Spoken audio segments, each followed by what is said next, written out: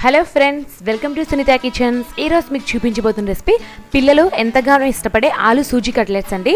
మనం ఇంట్లోనే ఈజీగా 10 నిమిషాల్లో ఈ ఆలు సూజీ కట్లెట్స్ని ప్రిపేర్ చేసుకోవచ్చు. చాలా బాగుంటాయండి టేస్ట్ అయితే.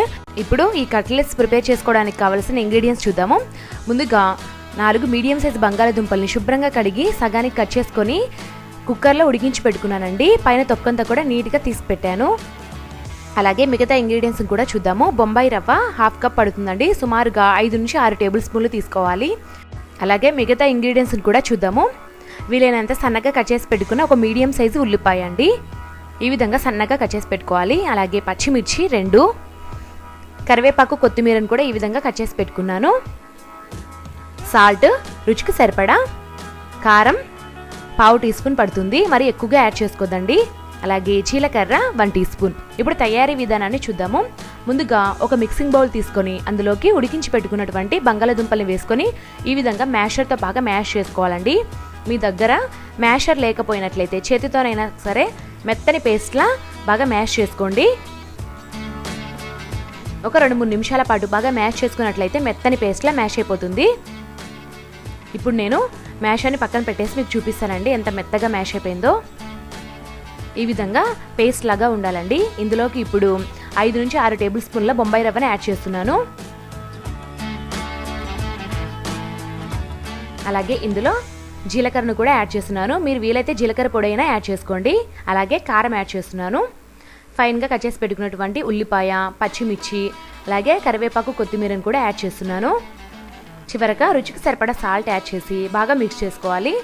మీరు ఇంకొద్దిగా స్పైసీగా తినాలనుకునే వాళ్ళైతే మిరియాల పొడినైనా కొద్దిగా యాడ్ చేసుకోండి. ఇప్పుడు చేతితో బాగా మిక్స్ చేసుకుందాము. ఇందులో సాల్ట్ ఒకసారి సరిపోయిందా లేదా అనేది చూసుకోండి. మనం ప్రిపేర్ చేసి పెట్టుకున్నటువంటి పొటాటో మిశ్రమం పైన మూత పెట్టేసుకొని ఒక 10 నిమిషాల పాటు పక్కన పెట్టుకోవాలండి. ఈలోపు నేను డీప్ ఫ్రైకి సరిపడా ఆయిల్ని ఒక కడాయిలో వేసి వేడి చేసుకుంటున్నాను. ఈ కట్లెట్స్ మనం షాలో ఫ్రై కానీ లేదా డీప్ ఫ్రై కానీ ఏదైనా ప్రిపేర్ చేసుకోవచ్చండి. నేనైతే డీప్ ఫ్రై చేస్తున్నాను. 10 నిమిషాల తర్వాత పొటాటో మిశ్రమం పైన మూత తీసి మన చేతులకి కొద్దిగా ఆయిల్ని అప్లై చేసుకొని ఈ పొటాటో మిశ్రమంలోంచి కొద్దిగా మిశ్రమాన్ని తీసుకొని ఈ విధంగా రౌండ్ బాల్స్లా చుట్టుకొని కట్లెట్స్లో ఒత్తుకోవాలండి. చూడండి ఎంత ఈజీగా ప్రిపేర్ చేసుకోవచ్చో. ఈ విధంగా ప్రిపేర్ చేసి పెట్టుకున్నటువంటి కట్లెట్స్ని ఒక ప్లేట్లో పెడుతున్నాను.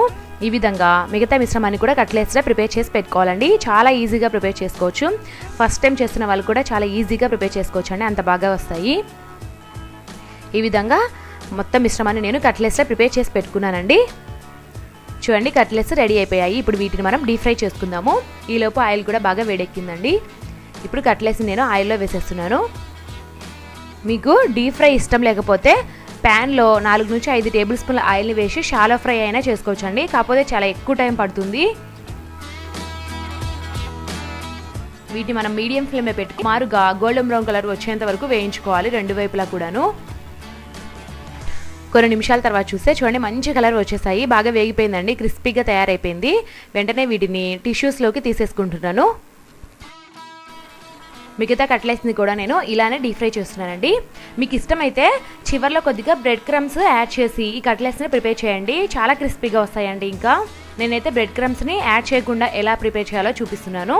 క్రిస్పీగా ఎంతో టేస్టీగా ఉండే ఆలు సూజీ కట్లెట్స్ రెడీ అయిపోయాయండి. వేడిగా వీటిని మనం ఇలానే తినేయచ్చు. లేదా మీకు ఇష్టమైతే టమాటో సాస్తో కానీ లేదా టమాటో కెచప్తో కానీ సర్వ్ చేసేసుకోండి, చాలా బాగుంటాయి.